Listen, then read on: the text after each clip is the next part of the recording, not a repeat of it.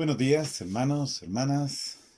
Estamos una vez más delante de la palabra de Dios.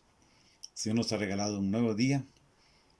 Para algunos es una muy buena noticia porque la vida nos sonríe, porque las cosas van bien. Otros han experimentado quizá el día de ayer el dolor de haber sido despedidos, haber sido recordado su horario y su salario. Y vamos a tomar en cuenta esas situaciones. Vamos a poner en la presencia del Señor a esos hermanos nuestros, algunos conocidos nuestros, seres queridos nuestros que están viviendo esta dura experiencia de ver cómo muchas seguridades se escapan de las manos. Y quizás esta es una de las cosas difíciles que tenemos que aprender en este tiempo de pandemia y que nos obliga de una forma muy bonita también cristiana a ser solidarios, a encontrar formas de ayudar al que más lo necesite entre los muchos necesitados y dar un aporte de lo que tenemos, aquello con lo que contamos. Al abrirnos a la palabra de Dios, seamos conscientes de que sin el Espíritu Santo no lo podemos lograr. Sin el Espíritu Santo no hay comunicación del mensaje divino. Sin el Espíritu Santo la palabra no es viva. Quedaría en un libro muerto del pasado, un libro de historia, un libro de arqueología, pero no palabra viva. Por eso, unámonos y pidamos al Espíritu Santo su luz, que ilumine nuestra mente, que ilumine nuestro corazón, que ilumine también nuestras manos, para en el momento oportuno, en el momento propicio, extender esta palabra hecha carne a aquellos que más lo necesitan. Espíritu Santo, haznos sentir iglesia, haznos sentir comunidad con todos los que creen en Cristo, todos y cada uno de ellos que de alguna forma se han encontrado contigo por la palabra, también por los sacramentos, que entremos en comunión, que busquemos todo cuanto nos une y no tanto lo que nos divide. Ya hay suficiente división en la humanidad, que no produzcamos más. Y esto lo hacemos con la palabra. Es aquella que creó todo, que conoce el corazón de todos, que sabe las intenciones de cada corazón. Y con esta palabra nos abrimos nosotros a el texto bíblico que tenemos para hoy. Hemos estado centrados en estos 2 días anteriores y hoy también en el capítulo 8 del Evangelio de Juan. Un capítulo muy fuerte, un capítulo que revela la identidad de Jesús en diálogo, confrontación, discusión con algunos judíos. Hoy se nos va a decir que con algunos judíos que habían comenzado a creer en Jesús. ¿Por qué? Porque la fe, creer en el Evangelio de Juan, es un proceso nunca acabado. No hay nadie que pueda decir, yo tengo la fe en plenitud. No, al final tenemos que hacer como Pablo, decir, he corrido la carrera, he combatido el combate, ahora me espera, siempre es esperanza, contemplar cara a cara a la palabra encarnada. Entonces, entendamos eso también. La fe no es un estado, la fe es una acción, es algo que se conquista cada día. Y esta etapa que estamos viviendo de la humanidad nos obliga a abrirnos a ella. Bien, Juan capítulo 8, versículo 31 al 42. Nuevamente un minutico para que ustedes busquen en sus Biblias, traten de seguirme si tienen la Biblia, porque el texto de hoy será muy importante tener la Biblia en la mano. Yo voy a hacer lo posible por visualizarles, convertirles en imagen lo que el texto dice en palabras. Pero si ustedes tienen la palabra escrita, la Sagrada Escritura, que es palabra de Dios escrita, allí me pueden seguir más. Y si es posible que tengan por ahí un lápiz, quizá no un bolígrafo para no mancharla. Si no les gusta, no importa la Biblia, hay que usarla, hay que rayarla, hay que marcarla. Que al final se diga, rumié la palabra, le estuve sacando provecho. Para que así vayan marcando lo que vamos viendo, para que vean el texto de Dios, es un texto que nos va a ayudar a comprender cómo es la estructura literaria de un texto. Vamos a leer Juan capítulo 8, versículo 31 al 42. En aquel tiempo Jesús dijo a los que habían creído en él: si se mantienen fieles a mi palabra, serán verdaderos discípulos míos. Conocerán la verdad y la verdad los hará libres. Ellos replicaron: somos hijos de Abraham y nunca hemos sido esclavos de nadie. ¿Cómo dices tú, serán libres? Jesús les contestó: yo les aseguro que todo el que peca es un esclavo, y el esclavo no se queda en la casa para siempre. El Hijo sí se queda para siempre. Y si el Hijo les da la libertad, serán realmente libres. Ya sé que son hijos de Abraham. Sin embargo, tratan de matarme, porque no aceptan mis palabras. Yo hablo de lo que he visto en casa de mi padre. Ustedes hacen lo que han oído en casa de su padre. Ellos le respondieron: nuestro padre es Abraham. Jesús les dijo: si fueran hijos de Abraham, harían las obras de Abraham. Pero tratan de matarme a mí, porque les he dicho la verdad que oí de Dios. Eso no lo hizo Abraham. Ustedes hacen las obras de su padre. Le respondieron: nosotros no somos hijos de prostitución. No tenemos más padre que a Dios. Jesús les dijo entonces: si Dios fuera su padre, me amarían a mí, porque yo salí de Dios y vengo de Dios. No he venido por mi cuenta, sino enviado por él. Juan 8, 31, 42. Hermanos, voy a colocar unos versículos más, porque la liturgia nos corta el texto allí. Pero para entender la estructura literaria, vamos a leer los versículos 43 al 46 de agregado. Esos no están en la liturgia de hoy, pero ustedes lo tienen en su Biblia. Entonces sigo leyendo hasta el versículo 46 y verán luego por qué. ¿Por qué no entienden mi lenguaje? Porque no son capaces de escuchar mi palabra. El padre de ustedes es el diablo, y ustedes quieren cumplir los deseos de su padre. Él era homicida desde el principio. No se mantuvo en la verdad, porque no hay verdad en él. Cuando dice mentiras, habla su lenguaje, porque es mentiroso y padre de la mentira. Pero a mí no me creen, porque les digo la verdad. ¿Quién de ustedes probará que tengo pecado? Si les digo la verdad, ¿por qué no me creen? El que viene de Dios escucha las palabras de Dios. Por eso ustedes no escuchan, porque no son de Dios.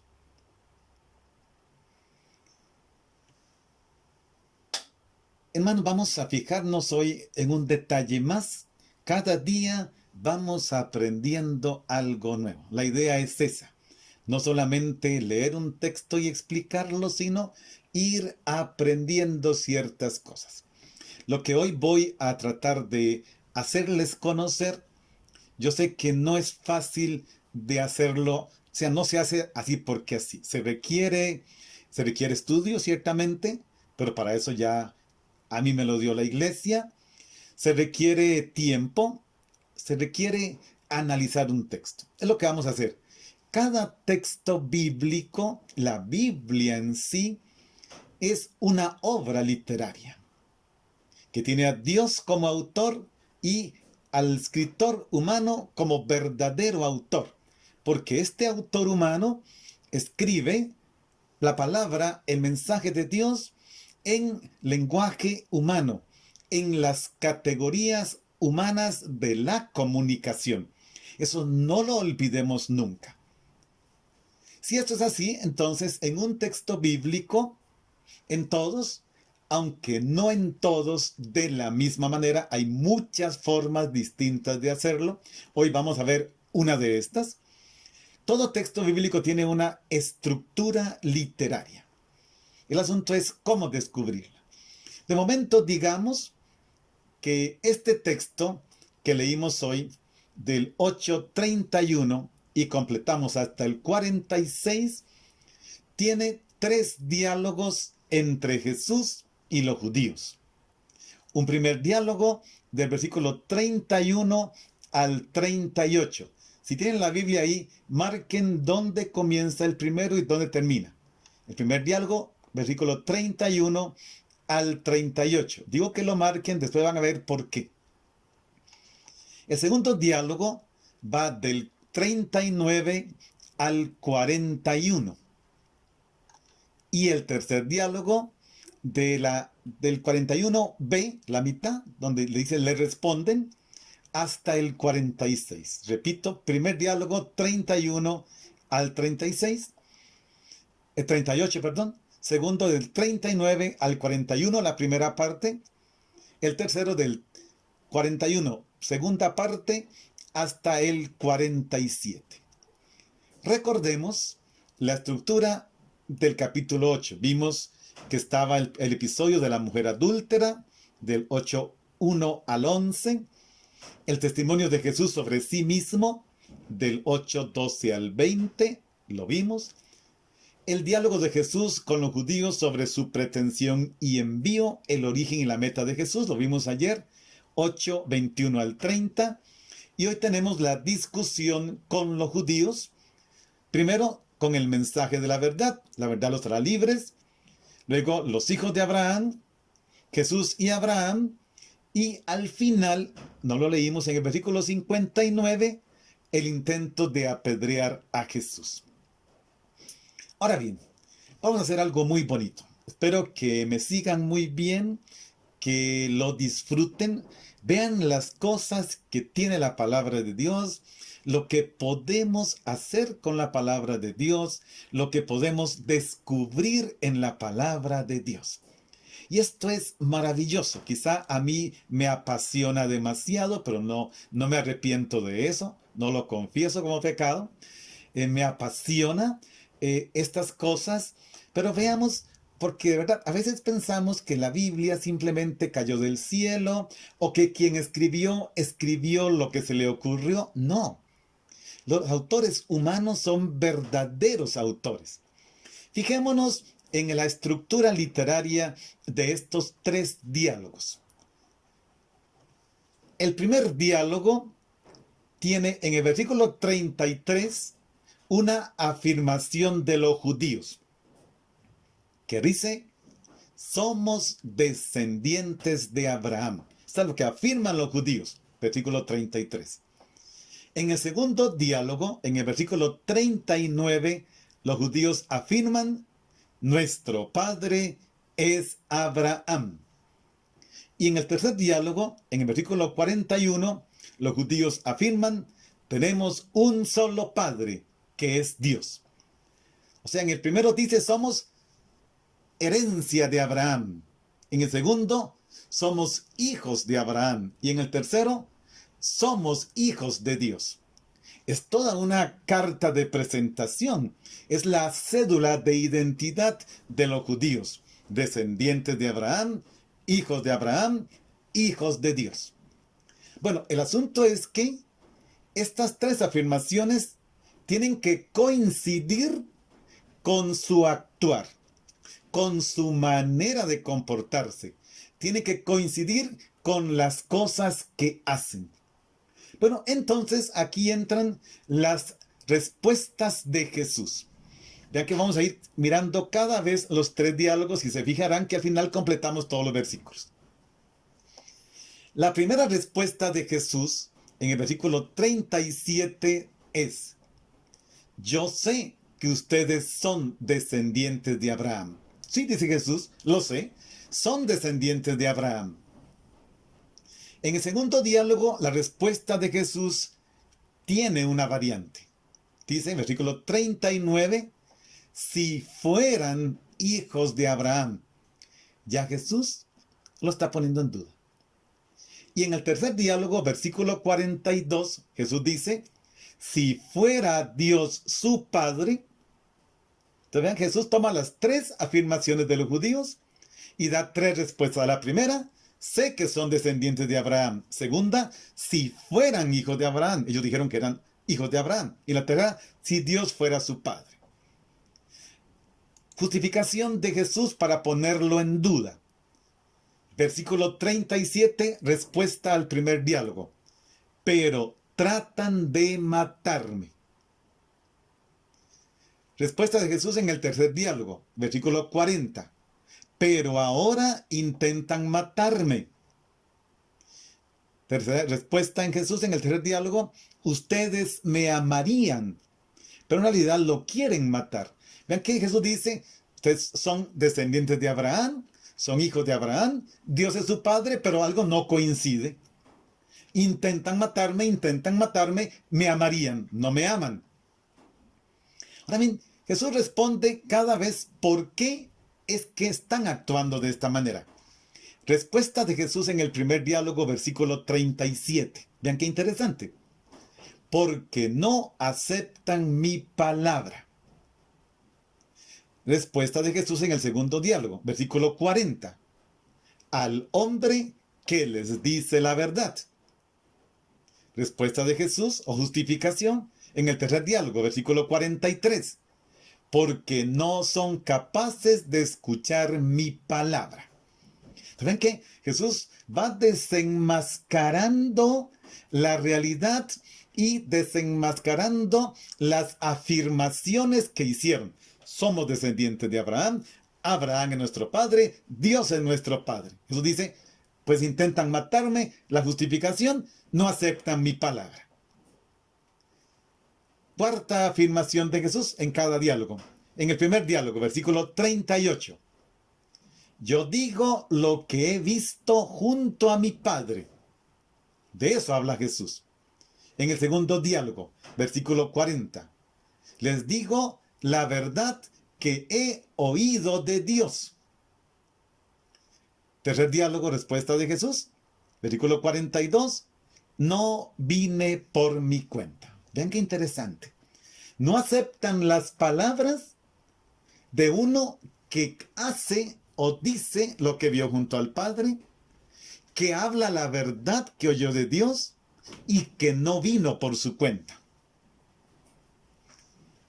Conclusión de Jesús en cada uno de los diálogos y atentos. Vean por qué les dije que fueran señalando. Vean que no estoy inventando nada. Hay 3 diálogos paralelos. En el primer diálogo, respuesta de Jesús, final, conclusión, versículo 38. Ustedes hacen lo que han oído a su padre. Todavía no dice quién es ese padre. Ellos afirmaron que es Abraham. Jesús no dice quién. Segundo diálogo, versículo 41. Ustedes obran, actúan como su padre, pero tampoco dice quién es este padre. Y atención, tercer diálogo, versículo 44. El padre de ustedes es el diablo.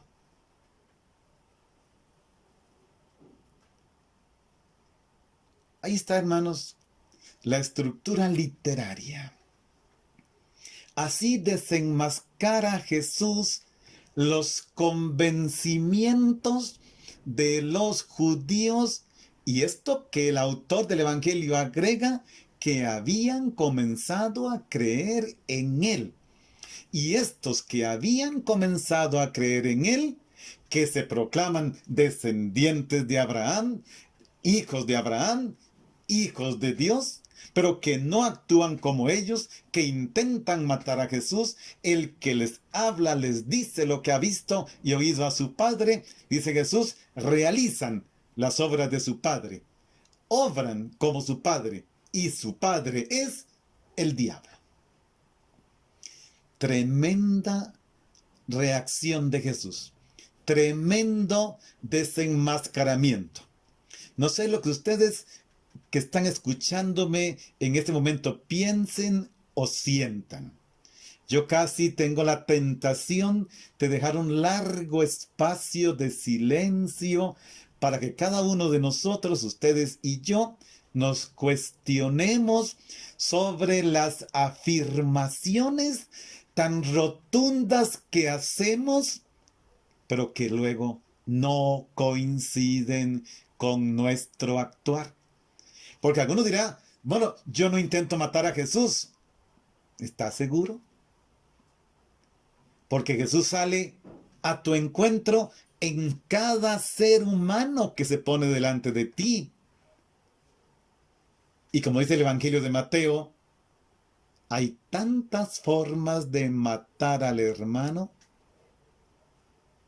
¿Y te llamas hijo de Dios? ¿Hija de Dios? Yo mismo, no crean que estoy aquí muy tranquilo, estoy tremendamente confrontado delante de este texto. Jesús me dice, mientras tú, William, actúes así, tu padre es el diablo. Decía, hermanos, un día esos, o ayer, no es decir yo creo en Dios. Decir yo creo en Dios es muy fácil, hasta los diablos lo dicen. Sé quién eres, el santo de Dios. Eso no me hace cristiano. Eso no me hace creyente. Porque contradice luego mi afirmación, el actuar.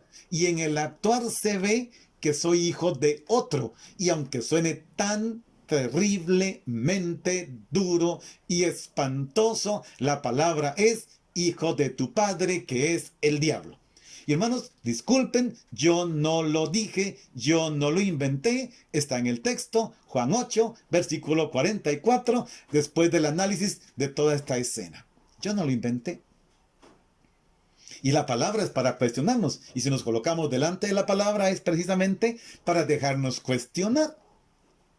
Bueno, fijémonos un poquito más detenidamente en este detalle. Para mí esto es muy importante hoy. Si entendemos esto, me basta. 3 veces los judíos afirman su pertenencia a un padre. Versículo 33.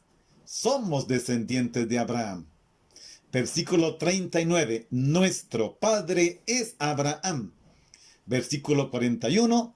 Tenemos un solo padre que es Dios. Vean, aquí hay 2 realidades. Somos hijos de Abraham. Somos hijos de Dios. Si nos da tiempo veremos, Abraham no actuó así. Jesús toma cada vez el convencimiento de los judíos y responde. Versículo 37. Sé que son descendientes de Abraham. Versículo 39. Si fueran hijos de Abraham. Versículo 42. Si fuera Dios su Padre. Pero su convencimiento respecto a su procedencia y pertenencia es refutado, clamorosamente refutado, contradicho por su práctica. Versículo 37, en palabras de Jesús. Pero tratan de matarme. Versículo 40. Pero ahora intentan matarme. Versículo 42. Ustedes me amarían.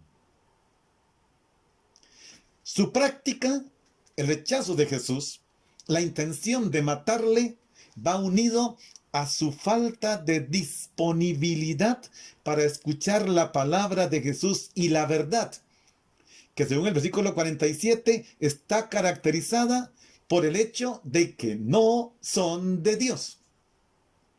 Porque no solamente les dice eso en el 44, que en el 47 también dice, ustedes no son de Dios. Veamos lo que dice Jesús. Versículo 37. Porque no aceptan mi palabra. Versículo 40. Al hombre que les dice la verdad. Versículo 43.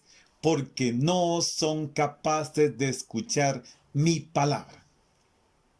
¿Y de qué habla la palabra de Jesús? Que ellos no quieren escuchar.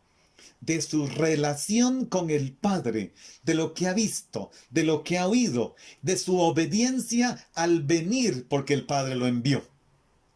En palabras de Jesús, versículo 38. Yo digo lo que he visto al lado de mi Padre. Versículo 40.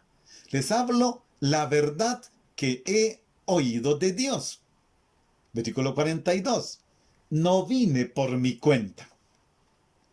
Entonces, en su práctica se hace reconocible su procedencia, en su forma de actuar y de comportarse, aunque afirmen todo lo contrario, se hace reconocible quién tienen en realidad como Padre. En palabras de Jesús, ustedes hacen lo que han oído a su Padre y no dice todavía quién es. Versículo 38. Versículo 41, ustedes obran como su padre, y repito, no dice todavía quién es. Versículo 44, explota la cosa, el padre de ustedes es el diablo. Por el parecido, dicen que de tal padre, tal astilla, por el parecido se saca el origen, la procedencia, peor todavía, la paternidad. Argumenta Jesús. Y ustedes se parecen al ancestro de la mentira, al primer homicida. La palabra griega es antropotóctonos, al homicida de los hombres, es decir, el diablo. Versículo 47. Por eso ustedes no escuchan, porque no son de Dios. A ver, hermanos. Hago un paréntesis, una pausa para que recobremos el aliento. No sé si lo vamos a poder recuperar, pero intentemos. Delante de esta palabra no queda un muñeco con cabeza, como decimos en algunos países latinoamericanos. Qué bonito cuando somos capaces de, y para eso a algunos se nos ha facultado, como don, como gracia de la iglesia, el tomar un texto bíblico y mirarlo en sus detalles. Entonces descubrimos esta estructura literaria.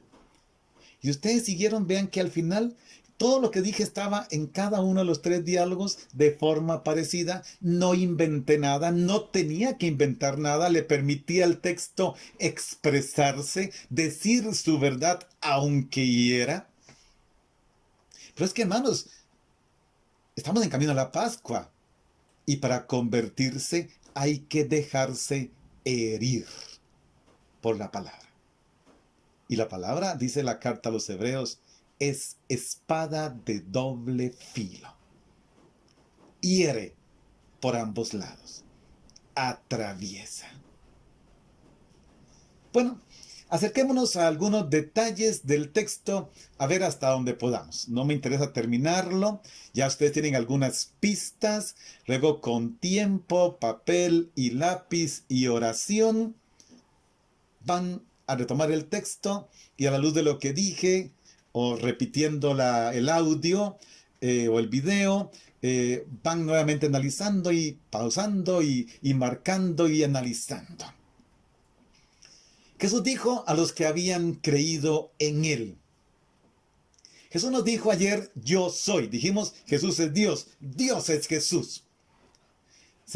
Ayer se nos mostró la realidad íntima del Padre con el Hijo.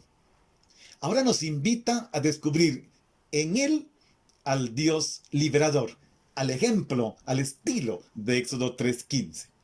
En cuanto que es el Hijo el que nos da la libertad. Entonces, el Evangelio de hoy nos lleva a entrar decididamente en lo que llamamos técnicamente la filiación divina. Filio significa hijos. Hacer experiencia de ser hijos e hijas de Dios. Pero en la de Jesús, entrar en la filiación divina de Jesús para poder vernos verdaderamente libres delante del Padre. No basta darle al mensaje de Jesús, a la palabra de Dios, una adhesión intelectual, sino que quien la acepta pasa a la práctica del amor al ser humano, a ese rostro concreto del Dios encarnado. Y así queda visto que quien se queda en el mero concepto no es verdadero discípulo, no ha logrado conocer el mensaje de Jesús. ¿Qué les dijo? Si se mantienen fieles a mi palabra, serán verdaderos hijos, discípulos míos.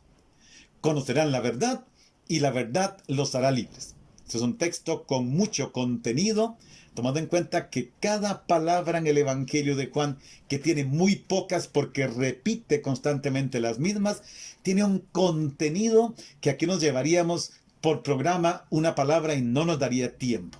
Y se lo digo de verdad, no nos daría tiempo. Basta que cogiéramos la palabra verdad y ya se nos fue la hora. O la palabra libertad en Juan y se nos fue la hora. El verbo conocer en Juan y se nos fue la hora. El verbo permanecer, si permanecen fieles a mi palabra y se nos fue la hora. Cada una de estas palabras es un montón de programas. Pero no podemos hacer esto. Nada más les dejo la inquietud para que ustedes se piquen, como decimos en Costa Rica, y digan, yo quiero conocer mejor esta palabra. Voy a estudiar más. Una auténtica condición de discípulo trae consigo la posesión de la verdad. O sea, el nexo que tiene la verdad con la libertad del ser humano. Porque esta relación con el Padre descubre la verdad y hace libre. Yo descubro que soy hijo del Padre, no del diablo.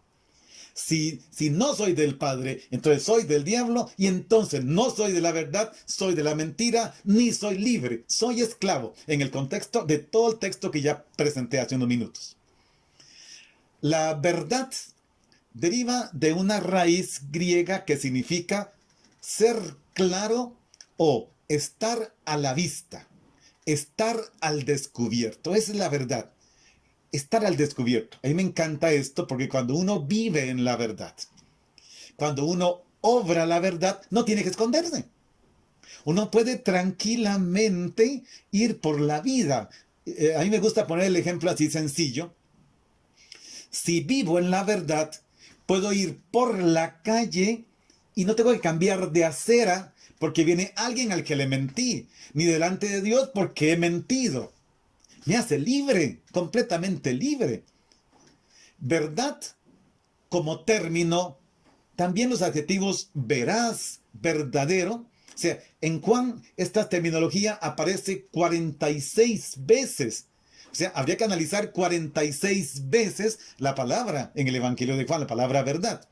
En Mateo solo 2. En Lucas y en Marcos, solo 4 en cada uno. Vean la gran diferencia de la verdad en el Evangelio de Juan. Pilato dejará una pregunta sin respuesta. Le preguntará a Jesús, ¿y qué es la verdad? Y a Jesús no le dio la gana contestarle. No quiso, no vale la pena posiblemente. Ahora bien, esta verdad es lo que Jesús habla. Y habla de lo que ha oído. Hay términos donde la verdad habla de sí misma. Jesús dice en 8:40, a mí que les he dicho la verdad que oí de Dios. En 3:34, siempre de Juan, aquel a quien Dios ha enviado, habla las palabras de Dios. 8:46, el que escuchamos, si digo la verdad, ¿por qué no me creen? 8:47, que también escuchamos, el que es de Dios, escucha las palabras de Dios. Entonces, cuando se habla de la verdad, se refiere a Dios mismo, que interviene en la humanidad, irrumpe, es el verbo que más he usado, por medio de las palabras de Jesús. Su palabra y su verdad con mayúscula son uno y suscitan el discípulo la aceptación o el rechazo. Ya vimos, se puede aceptar, hijos del Padre, se puede rechazar, hijos del diablo. Entonces, para ser discípulo de Jesús, no basta solamente conseguirlo, 8:12, o fiarse de él, 8:31. Es necesario permanecer en su palabra, 8:31. Estamos analizando este versículo. Es decir, dejarse habitar por la palabra, acogerla, asimilarla, vivir de ella, reconociendo que por medio de ella asimilamos al verbo, a la palabra.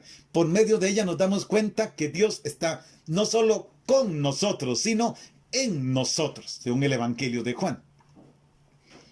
En este discipulado podemos llegar al conocimiento de la verdad, o sea, de la íntima naturaleza de la fidelidad del Padre y del Hijo. El Hijo que vive una relación íntima con el Padre, que es verdad personificada. Además está este verbo permanecer, que es importantísimo en el Evangelio de Juan, que es más que estar constantemente en un lugar. Para nosotros, modernamente, permanecer es quedarse en un lugar. Permanece ahí, ya voy.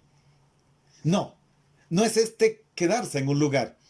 Es una firme relación recíproca entre el que permanece y aquel en quien se permanece.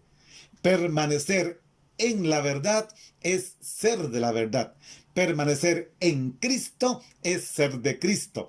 Permanecer en Dios es pertenecerle a Dios. Podríamos traducirla como fidelidad cuando se trata del revelador o de Dios, que indica esta eterna validez del acto divino de salvación para el creyente. Luego está la otra palabra que también tiene un contexto impresionante en el Antiguo y en el Nuevo Testamento y particularmente en el Evangelio de Juan. Conocer, conocerán la verdad.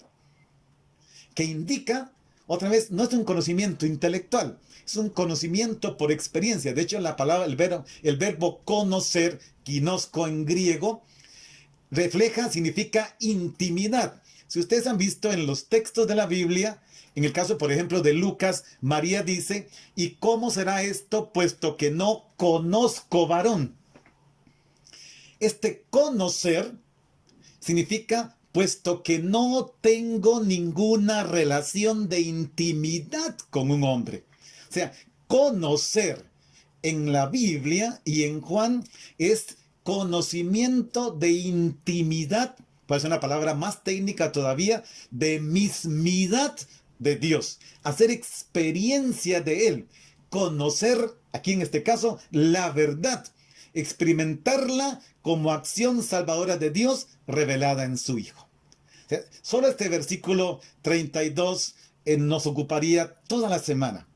Estoy haciendo esta explicación. Ustedes pueden reescuchar o releer el texto y seguir profundizando. Vean, hermanos, qué profunda que es la palabra. Por eso basta una palabra tuya y mi vida quedará sana, quedaría salva.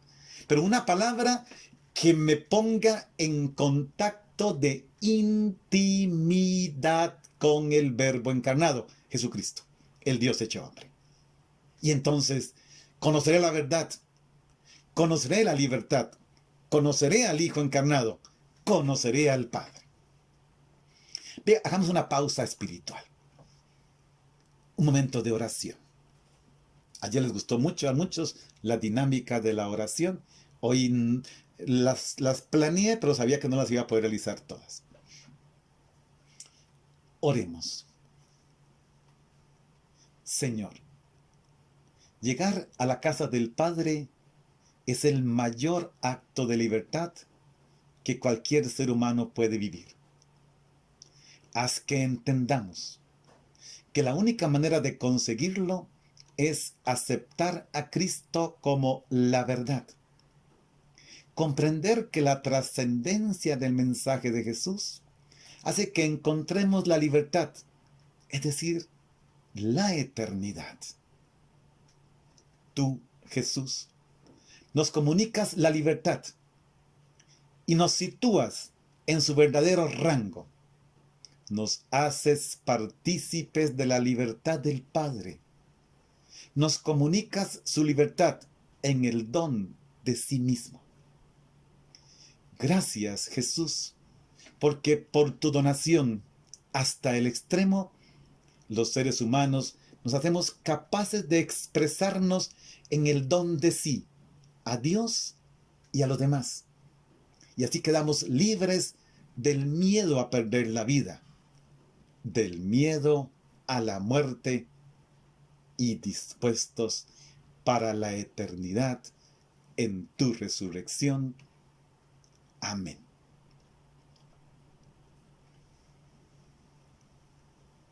Avancemos al versículo 33, que es la respuesta de los judíos.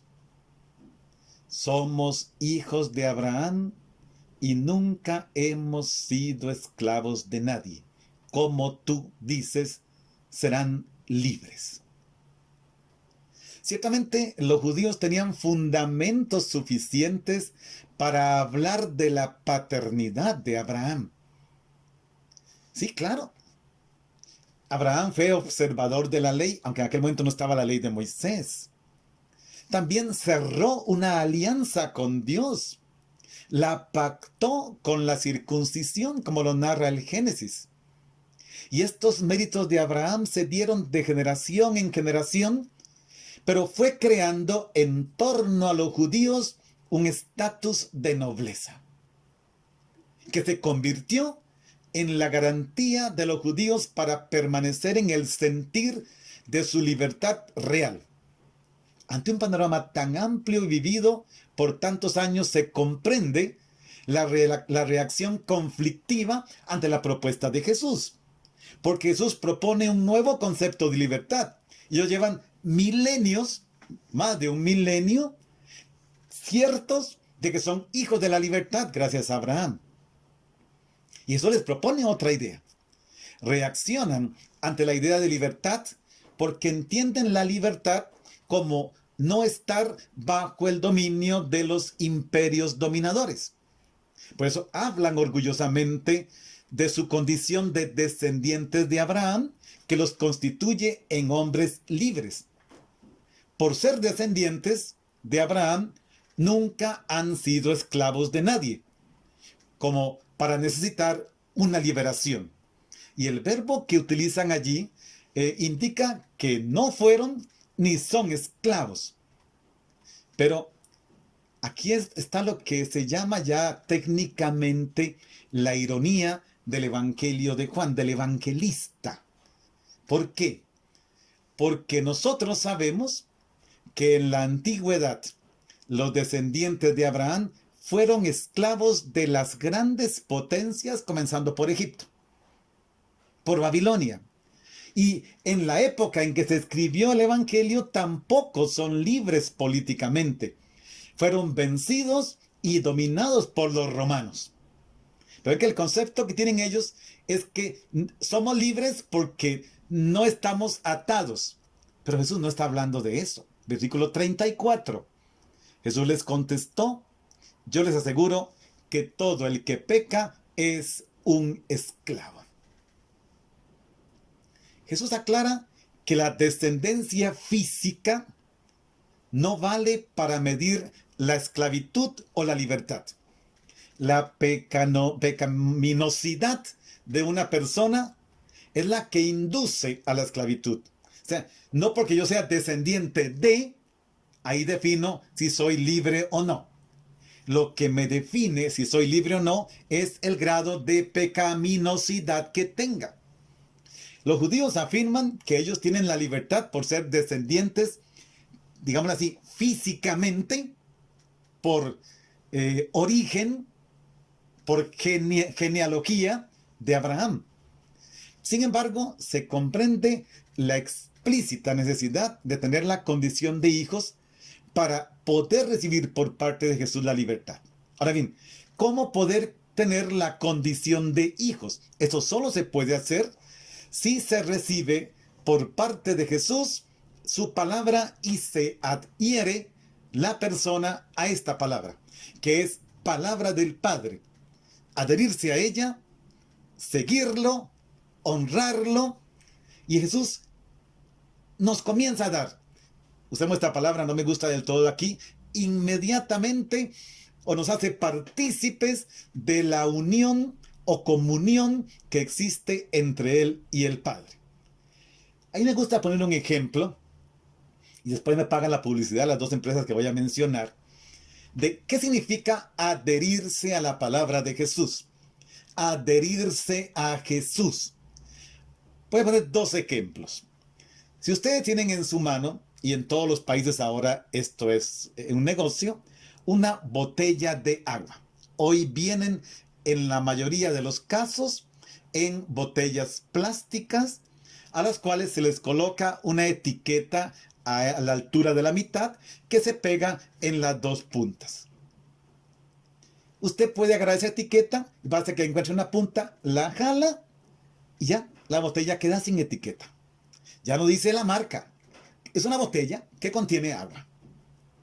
Ahora, el ejemplo que sigue. Tome una botella de vidrio de Coca-Cola. Intente quitarle la etiqueta roja a una botella de Coca-Cola de vidrio. Inténtalo. No puede. Posiblemente si le echa ácido muriático o algo así se quitará. Pero inténtelo con jabón, inténtelo con brillo, inténtelo con algo. Bueno, con este ejemplo comercial, les quiero decir, ¿qué es adherirse a Jesús? Es estar adherido a Él como esa etiqueta en la botella de vidrio. Muchos, como estos judíos que dicen que creen en Jesús, están unidos como la etiqueta plástica a la botella plástica. Se arranca fácilmente. No, es adherirse a Él. Y esta unión llega a tal punto que es necesario conocer a Cristo para poder conocer al Padre. El Evangelio de Juan aquí, y como en otros lugares, nos habla de esta singularidad, porque no está referido el pecado a los hechos pecaminosos puntuales.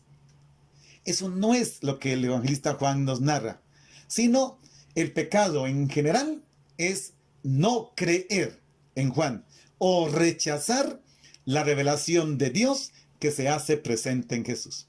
Por eso Jesús les reclama que no me creen y dicen que son hijos de Abraham y dicen que son hijos de Dios. Hagamos otra pauta espiritual. Un momento de oración. Oremos. Señor Jesús, tú te has presentado como el Hijo de Dios, que da una novedad escandalosa a los judíos. No es el linaje de Abraham en sí mismo lo que hace hijos del Padre. Tú rompes con una tradición milenaria y presentas la nueva y única verdad que nos da la libertad. Cuando nos explicas que la esclavitud se vive a un nivel mucho más profundo que el político, porque todo el que hace el pecado es un esclavo del pecado. Por eso, permítenos acoger tu palabra, tu persona y tu mensaje de salvación para ser personas libres y veraces, conocedores del Padre que te ha enviado. Amén.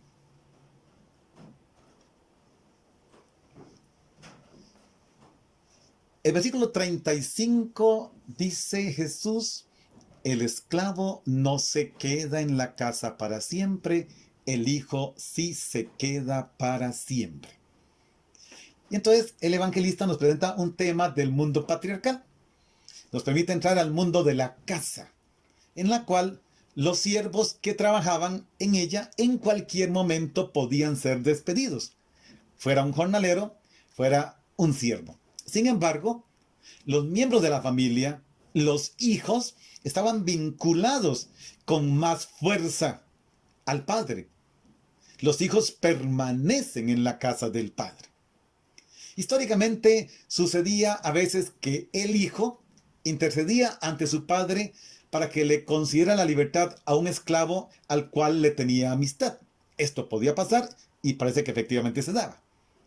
Jesús utiliza el término hijo pensando en aquel que es el único que libera del pecado, es decir, él, el Hijo del Padre.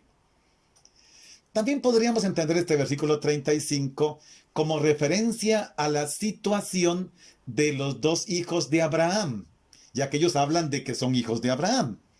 Recordemos que Abraham tuvo dos hijos, bueno, Abraham tuvo más hijos, pero en la historia que nos interesa tuvo dos. El hijo de Sara, la mujer libre, y el hijo de Agar, la esclava. Génesis 21:10.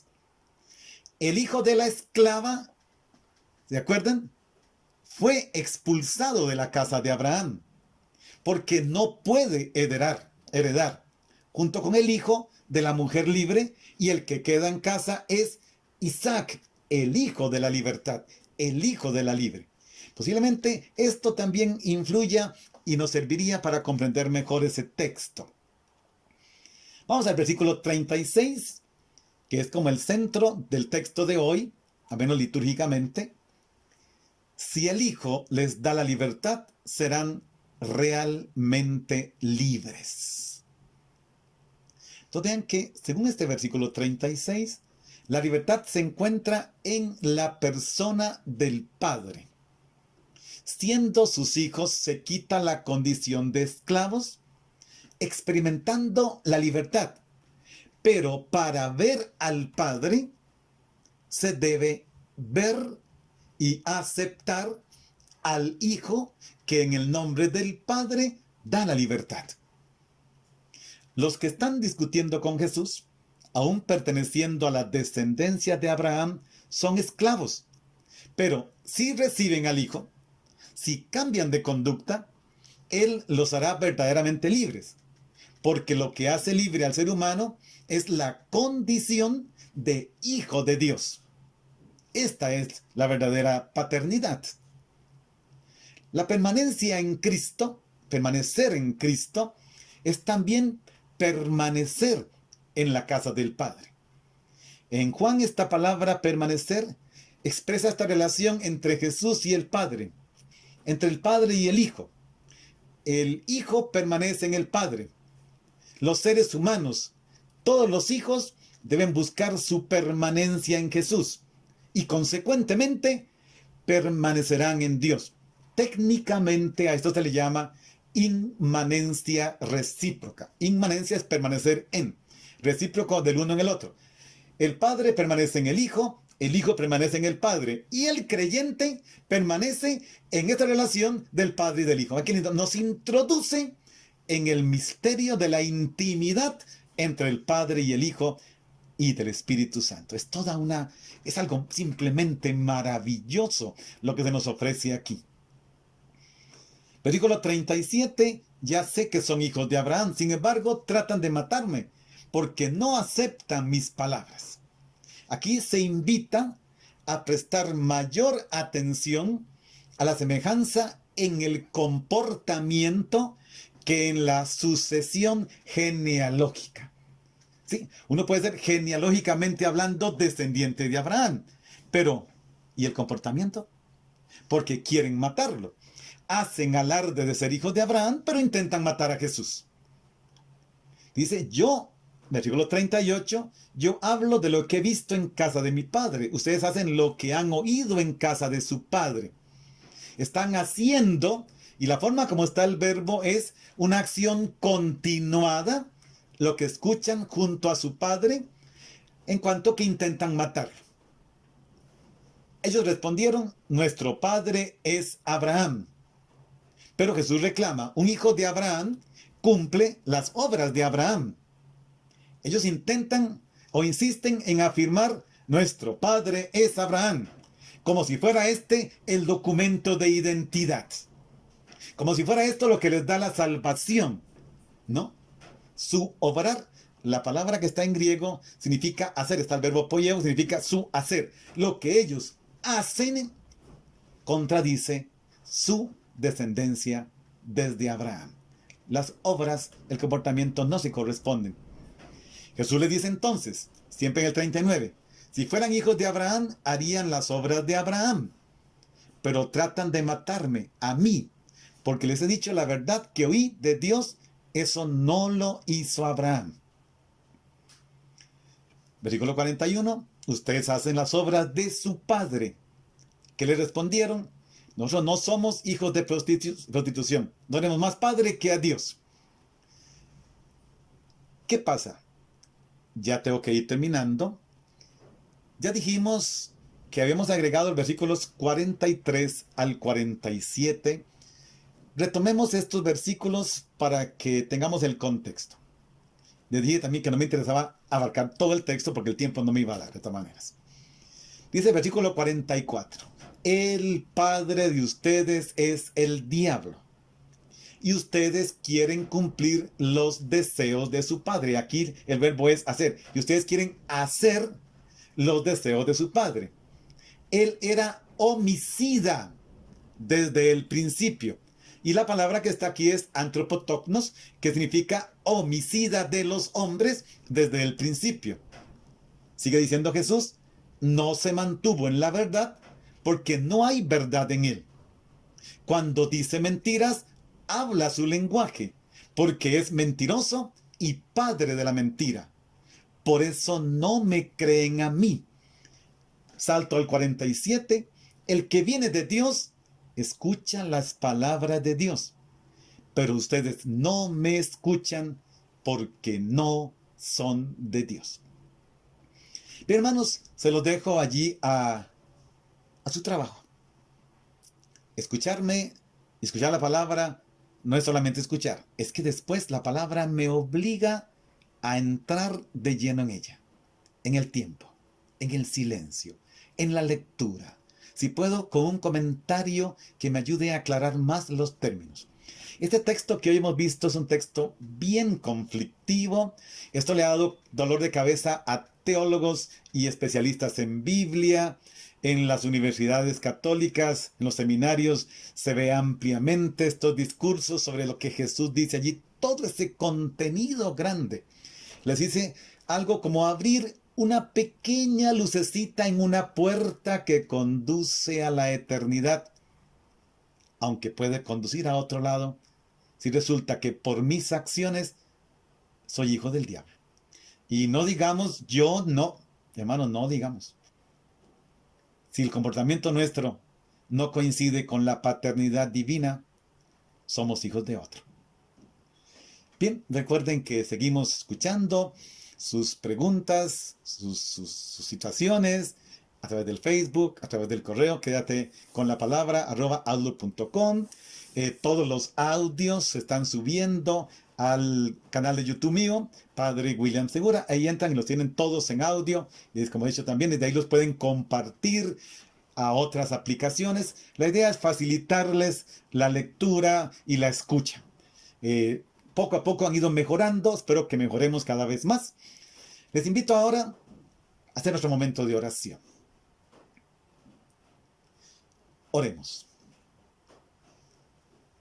Señor, el amor no es un sentimiento que viene y va, falseado.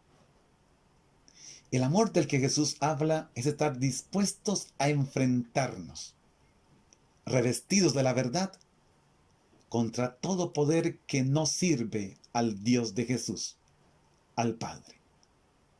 Enfrentarnos hasta físicamente contra la violencia, la guerra, la inhumanidad, la pobreza, lo que atenta contra la dignidad humana, la justicia, la injusticia, la desigualdad, el materialismo, el individualismo, el capitalismo.